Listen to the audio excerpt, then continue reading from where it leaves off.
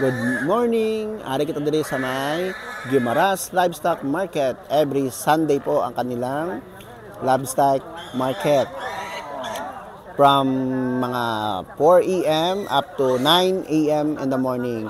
Section po ito ng mga baka at mga baboy.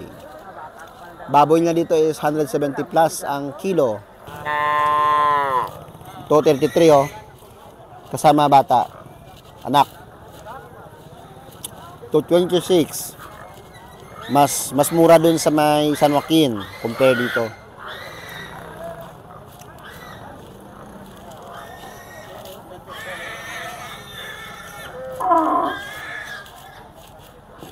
Lahat 28 kasama anak.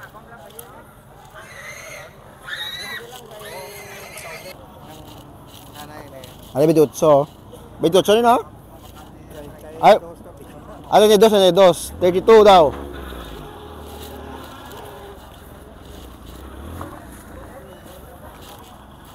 Yung 18. 18.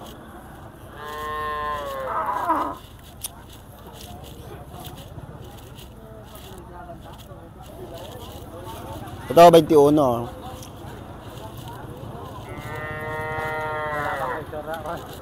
Dala pa ka? Hindi. 18 lang may boss? 18.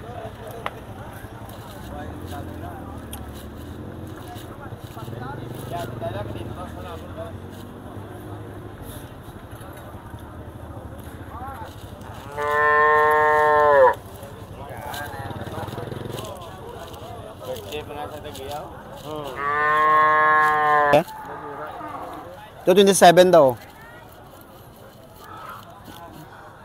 Medyo mataba na pero kung patining mo to, pwede na. 27, no? Hindi mo baka nagko na magruto? To 23,000. Medyo payat. Ang problema nito pag galing ka Iloilo, malaki expenses mo, mga 1.5 din. Ito 30. 30,000. Tirahin mo na yan, Meg? Pila ko na? Pila ko na bakal niya?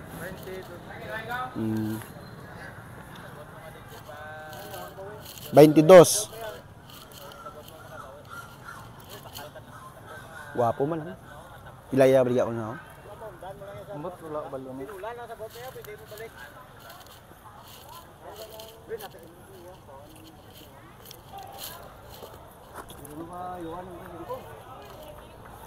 $35.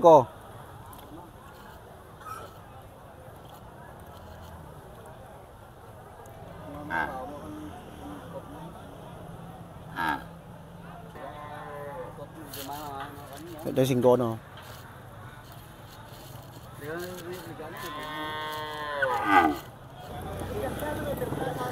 Ito 140 per kilo nila. 350 kilos daw yan. Ito yung Kalabaw section. 120 ang bayi, 130 to 135 ang laki. Ito 420 times 150 per kilo.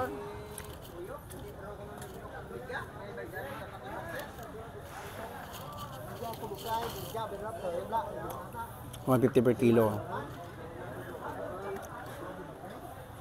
150 per kilo.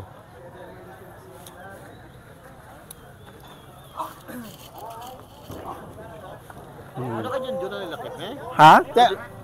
Ano? Ano to?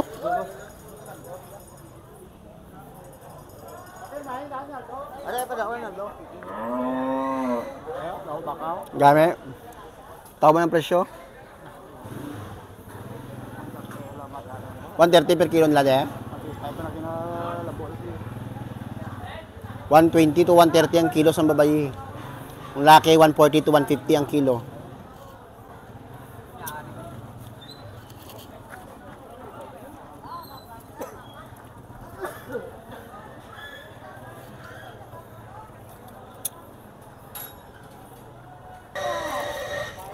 Na bakal, 31. 31. Oh, anak niya, oh. Parang kambing. Malaki pa sa kambing. Wala pa sa kambing. Lagan! Ito, 18,000, oh. Kapital. Gusto na may-ari, 22,000. Hindi nabili. Balik pa, oh. Balik pa uwi. Kasi hindi sila magkasundo.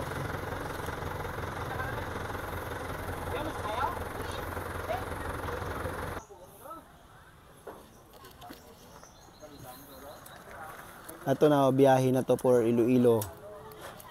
Mga nabili na. Going to Iloilo na sila. Ito per kilo to kadalasan 140 to 150. Depende sa taba. Minsan pag medyo payat 130. Medyo mahal dito yung baka at kalabaw. Pag karne. Pero hindi masyadong inom ng tubig. Yung iba dito may inom pero hindi masyado gaya ng ibang stockyard na ang tubig is punong-punuan talaga.